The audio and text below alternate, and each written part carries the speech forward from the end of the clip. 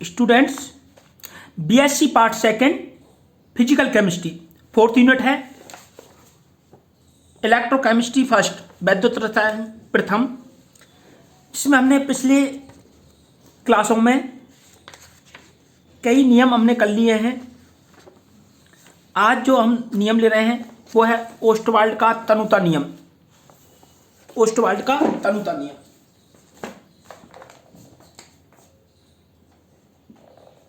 Ostwald तनुता नियम।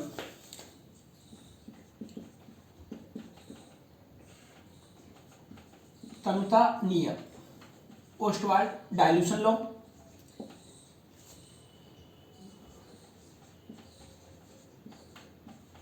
Dilution law. सबसे पहले हमको ये अच्छी तरह समझ लेना चाहिए कि ये भी नियम दुर्बल विद्युत अपघट्यों के वियोजन के लिए दिया गया। दुर्बल विद्युत अपघट्यों के वियोजन के लिए दिया गया। ये नियम भी दुर्बल विद्युत अपघट्यों के वियोजन के लिए दिया गया। इस नियम के अनुसार दुर्बल विद्युत अपघट्यों के तनु विलयनों पर, इस नियम के अनुसार दुर्बल विद्युत अपघट्यों के तनु विलयनों पर द्रव अनुपाती नियम को लागू करके, द्रव अनुपाती नियम को लागू करके उनके आयनीकरण के अंश को ज्ञात किया जाता है। आयनीकरण के अंश को ज्ञात किया जाता है। अर्थात आयनीकरण के अंश के आधार पर सामिस्त्रांक अथवा आयनन स्थिरांक को ज्ञात किया जाता है। सामिस्त्रांक अथवा आयनन स्थिरांक को ज्ञात किया जाता है। सामिस्त्रांक अथवा आयनन स्थिरांक को ज्ञात किया जाता है।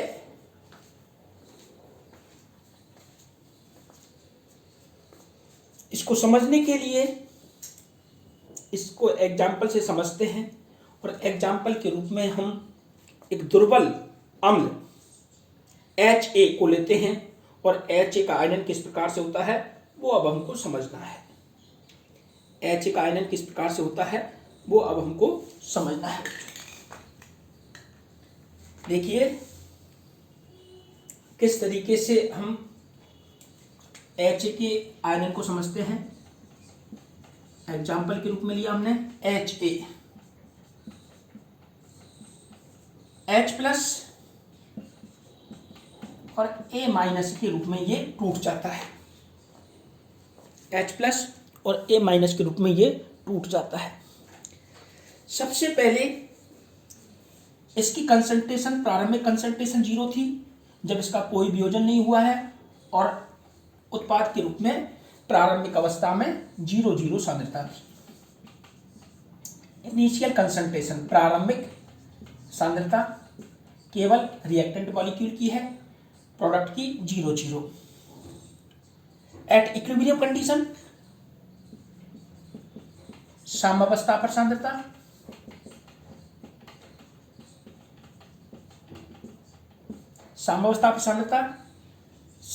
सी अल्फा और सी अल्फा।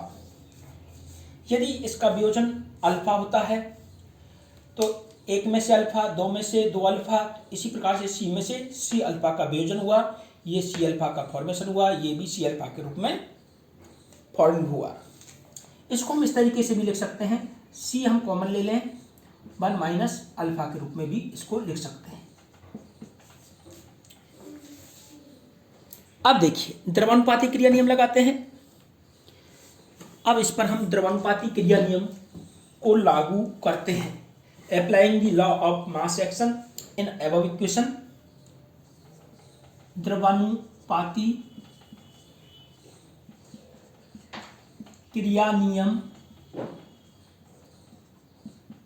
लागू करने पर द्रव्यानुपाती क्रिया नियम को लागू करने पर साम्यावस्था स्थिरांक के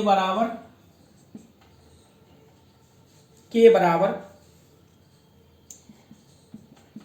active concentration of product molecule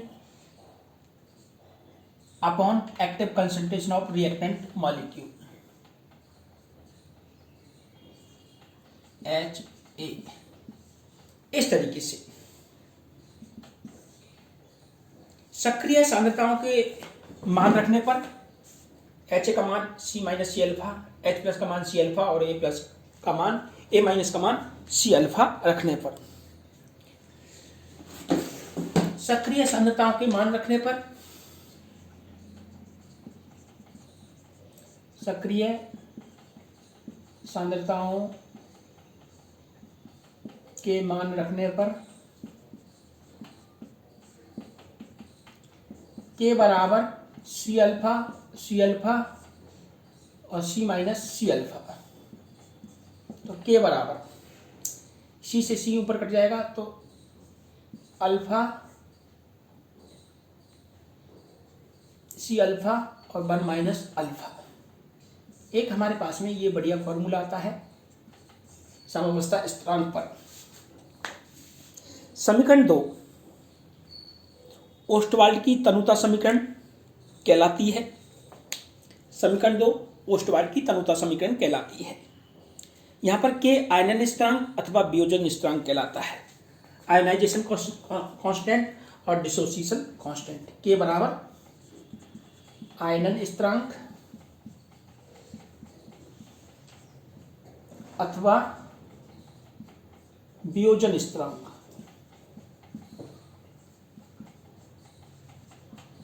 आयनन स्थिरांक अथवा वियोजन स्थिरांक कहलाता है। इसकी कुछ फॉर्म और हैं, उनको भी हम डिस्कस कर लेते हैं। आयतन के रूप में किस तरीके से लिख सकते हैं सांद्रता को, देखिए आयतन के रूप में किस तरीके से लिख सकते हैं सांद्रता को, देखिए बच्चों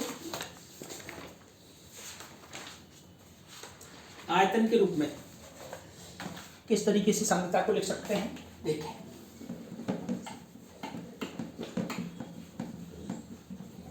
हम जानते हैं C बराबर 1/V मोल प्रति लीटर में सांद्रता।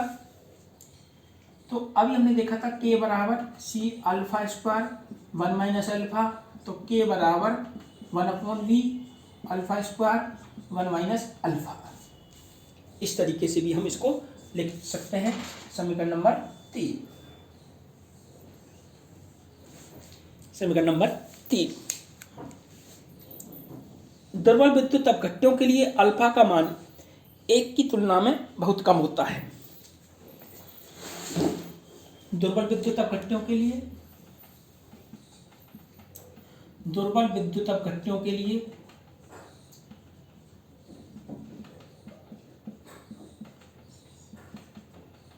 अल्फा का मान 1 की तुलना में बहुत कम होता है। अतः 1 माइनस अल्फा बराबर अल्फा। हम ध्रुव विद्युत अपघट्यों के लिए अल्फा का मान 1 की तुलना में कम होता है, तो 1 माइनस अल्फा बराबर 1। समीकरण 2 और 3 से, समीकरण 2 और 3 से देखें, समीकरण 2 और 3 से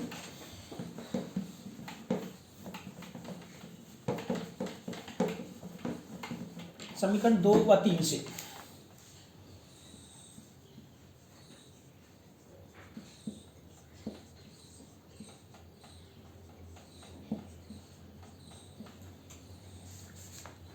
समीकरण 2 व 3 से के बराबर C अल्फा स्क्वायर अपॉन 1। तो यहां से अल्फा बराबर हो जाएगा बच्चों के अपॉन C या अल्फा बराबर के वी। इस तरीके से हम ये समीकरण 4, ये समीकरण 5 तो हम इस तरीके से भी लिख सकते हैं कि अल्फा बराबर 1/√c, अल्फा बराबर 1/√c के अनुसार एक निश्चित ताप पर विद्युत अपघट के वियोजन की मात्रा उसके विलयन की सांद्रता के वर्गमूल के व्युत्क्रमानुपाती होती है। दोबारा सुने, अल्फा डायरेक्टली प्रोपोर्शनल 1/√c के अनुसार एक निश्चित ताप पर विद्युत अपघट की वियोजन की मात्रा उसके विलयन की सांद्रता के वर्गमूल के व्युत्क्रमानुपाती होती है। अब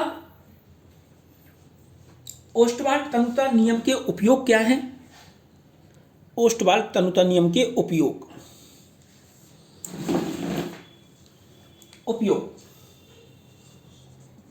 किस उपयोग में हम इसको ले सकते हैं? पहला है वियोजन स्थिरांक का परिकलन। वियोजन स्थिरांक का परिकलन, कैलकुलेशन ऑफ डिसोसिएशन कांस्टेंट। किसी दुर्बल विद्युत अपघट की वियोजन की मात्रा ज्ञात होने पर उसके वियोजन स्थिरांक का परिकलन इस फॉर्मूले से आसानी से कर सकते हैं। दूसरा है वियोजन की मात्रा का परिकलन। वियोजन की मात्रा का परिकलन